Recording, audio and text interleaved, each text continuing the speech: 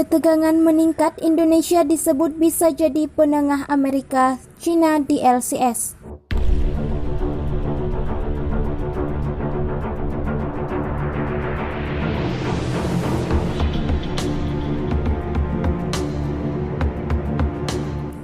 Guru Besar Hubungan Internasional Universitas Padjadjaran Profesor Ari Bainus menjelaskan Indonesia bisa berperan menjadi penengah antara Amerika Serikat dan China dalam konflik di Laut Cina Selatan.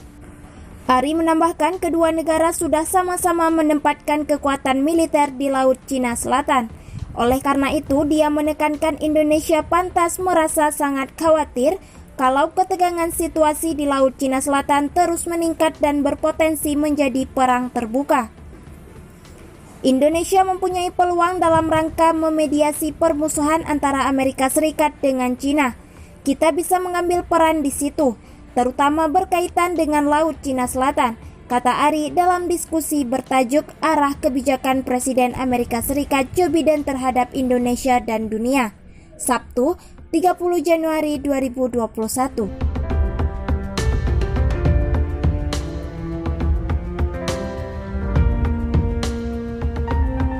Peluang tersebut, lanjut Ari, cukup besar karena Indonesia bukan termasuk negara yang mengklaim wilayah di Laut Cina Selatan, seperti yang dilansir dari VOA Indonesia pada Minggu 31 Januari 2021.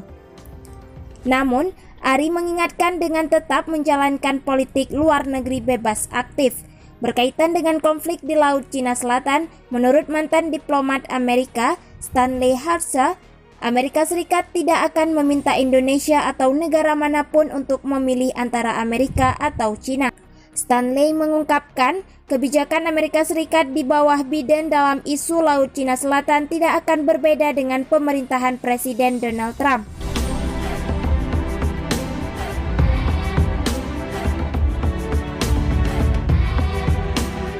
Amerika akan sangat tegas mungkin tidak banyak berbeda dengan Trump, ujar Stanley.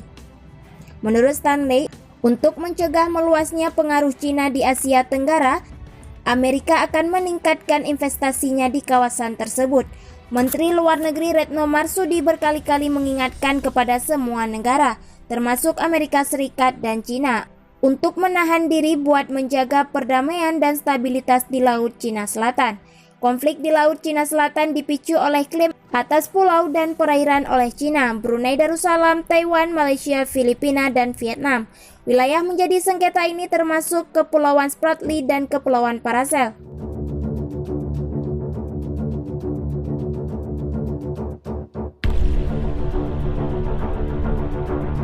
Keenam negara pengklaim itu berkepentingan untuk menguasai hak untuk stok perikanan, eksplorasi dan eksploitasi terhadap cadangan minyak dan gas, serta mengontrol jalur pelayaran di Laut Cina Selatan.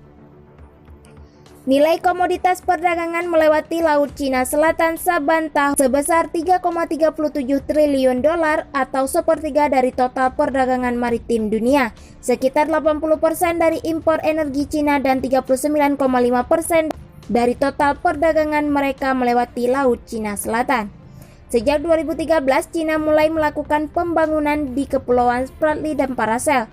Tindakan tersebut mengundang kecaman internasional. Mulai 2015, Amerika Serikat dan negara-negara lain termasuk Prancis dan Inggris melakukan apa yang disebut kebebasan operasi navigasi di Laut Cina Selatan.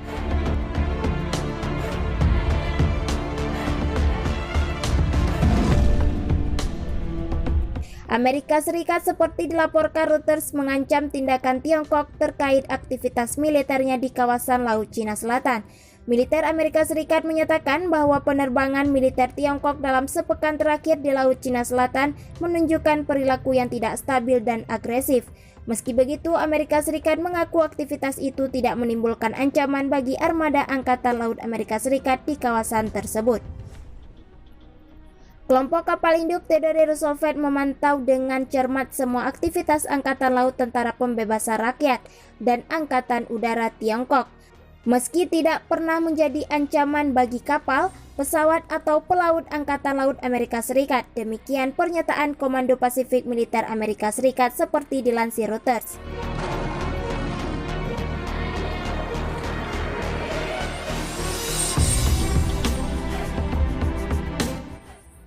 Sebelumnya, Taiwan yang memiliki hubungan dekat dengan Amerika Serikat melaporkan bahwa beberapa pesawat Angkatan Udara Tiongkok terbang ke arah barat daya zona identifikasi pertahanan udaranya akhir pekan lalu. Aktivitas itu dekat kepulauan peratas yang dikuasai Taiwan. Militer Tiongkok menerbangkan pesawat tempur Thermal, jet tempur, dan pembom H-6 berkemampuan nuklir. Sumber-sumber keamanan dan diplomatik regional yang mengetahui situasi tersebut mengatakan Angkatan Udara Tiongkok dikirim untuk misi mulai 23 Januari, bertepatan dengan kelompok kapal induk Amerika Serikat yang lewat di selatan peratas. Tiongkok yang telah lama mengarahkan militernya untuk mempertahankan diri melawan Amerika Serikat, melakukan latihan yang akan menyimulasikan operasi terhadap kapal induk menurut sumber tersebut.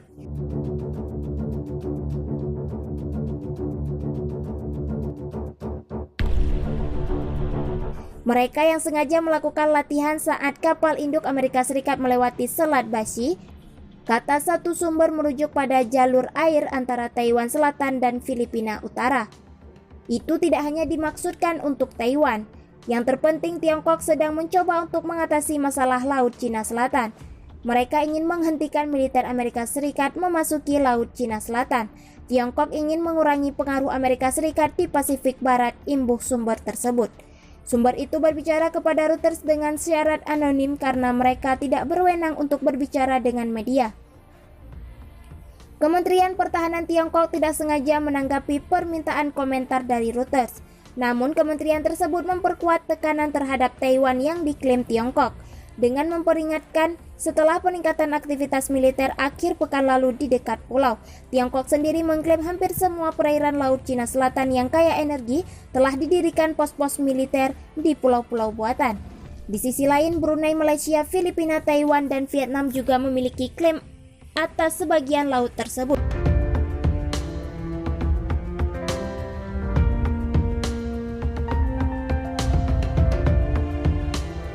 Wilayah perairan itu telah menjadi sumber konflik dalam hubungan Tiongkok-Amerika Serikat.